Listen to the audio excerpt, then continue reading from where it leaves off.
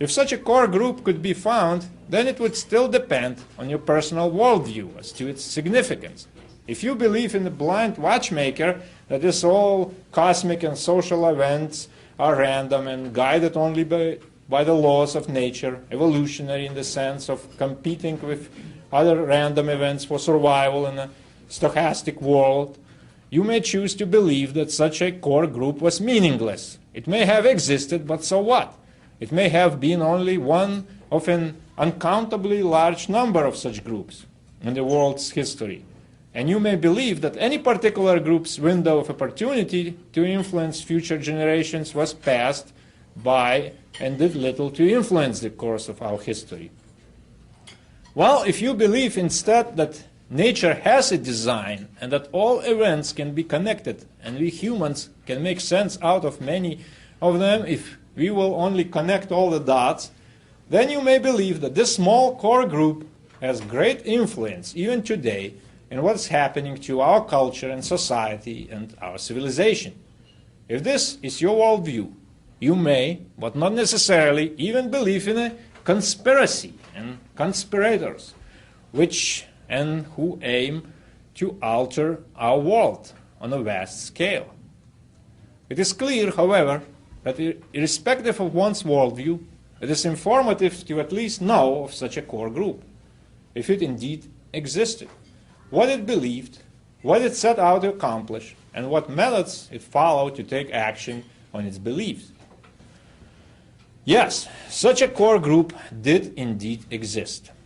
And yes, as President Franklin Roosevelt once said, I quote, "In politics, nothing happens by accident. If something happens, you can be sure that it was planned that way." Early, original Marxist theory said that if Europe ever erupted in war, the working class in every European country would rise in revolt, overthrow their governments, and create a new communist Europe, because the workers had more in common with each other across the national boundaries than they had in common with the ruling class in their own country. Well, but when First World War broke out in the summer of 1914, that didn't happen.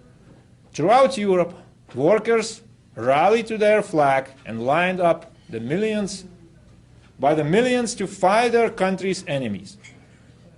The Kaiser shook hands with even the leaders of the Marxist Social Democratic Party in Germany and said, "There are no parties now, there are only Germans." And this happened in every country in Europe. So something was wrong. Marxists knew by definition it couldn't be the theory. Theory was right. Well, in 1917, they finally got a Marxist coup in Russia, and it looked like the theory was finally working. But then it stalled again. In the days following the Bolshevik Revolution in Russia, it was believed that revolutions would sweep into Europe and eventually into the United States. But it did not do so. When attempts were made to spread revolution immediately after the war, with the Spartacist uprising in Berlin, with the Belakon government in Hungary, with the Munich Soviet, the workers didn't support them at all. So Marxist theorists had to ask themselves the question, what went wrong? No, as good Marxists, they could not admit that Marxist theory had been incorrect. So the Marxists had a problem. And two of their leading theorists went to work on it. Antonio Gramsci from Italy and George Lukács from Hungary. His real name was actually George Bernard Levinger. Gramsci said that the workers will never see their true class interests as defined by Marxism until they are freed from Western culture. That they are blinded by culture to their true class interests. That the communist revolution was impossible in the West until culture could be destroyed. The new battleground, reasoned Gramsci, must become the culture, starting with the traditional family and completely engulfing schools, media, entertainment, civic organizations, literature, science, history, and so on. All of these things must be radically transformed and the social and cultural order gradually turned upside down. George Lukács, whose book History and Class Consciousness had brought him recognition as the most brilliant Marxist theorist to rival Marx himself, also theorized, just like Gramsci, that the greatest obstacle to the creation of a communist paradise was the culture, Western civilization itself. He famously asked in 1919, "Who will save us from Western civilization?" "I saw the revolutionary destruction of society as the one and only solution," said Lukács. "A worldwide overturning of values cannot take place without the annihilation of the old values and the creation of new ones by the revolutionaries." End of quote. That objective, established as cultural Marxism's goal right at the beginning, has never changed. Gramsci famously laid out a whole strategy for destroying Western culture, one that has proven all too successful by now. Rather than seize power first as in Russia and then impose a cultural revolution from above, Gramsci argued that Marxists in the West must first change the culture. Then power would fall into their laps like ripened fruit. But to change the culture would require a long march through the institutions. The arts, media, schools, colleges, every institution that could influence the culture. He realized that in order to achieve a socialist victory, cultural institutions would have to be infiltrated and subverted. One by one, each had to be captured and converted and politicized into an agency of revolution. Then the people could be slowly educated to understand and even welcome the revolution itself. That long march through the institutions, as Gramsci called it, is what America has experienced, especially since the 1960s.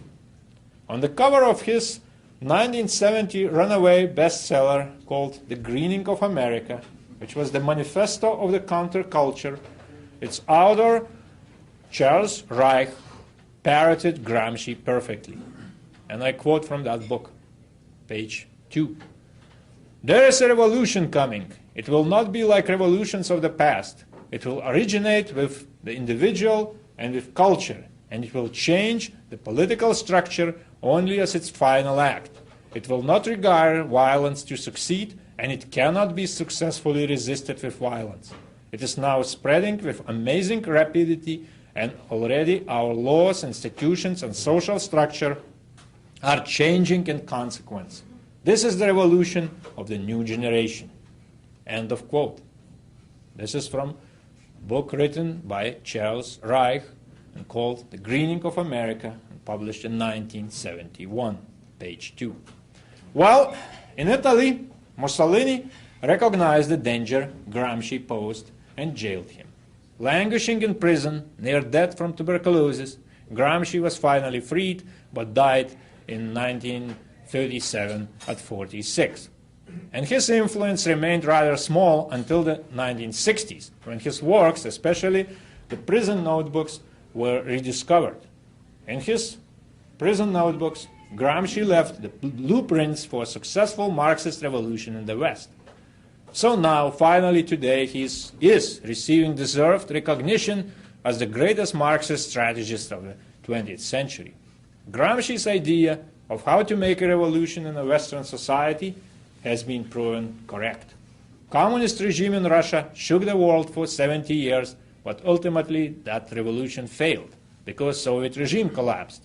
But the Gramscian revolution rolls on, and to this day it continues to make converts in America and into Europe.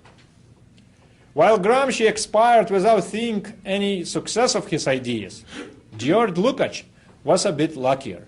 As Deputy Commissar for Culture in Bela Kun's regime in Hungary, Lukács even got a chance to put his self-described demonic ideas into action in what came to be known as cultural terrorism. As part of this terrorism, he launched, for example, a radical sex education program in schools. Lukács realized that if he could destroy the country's traditional morals, he would have taken a giant step toward destroying its traditional culture. Lukács's purpose in promoting free sex even among children was to destroy the family, the core institution of Western culture.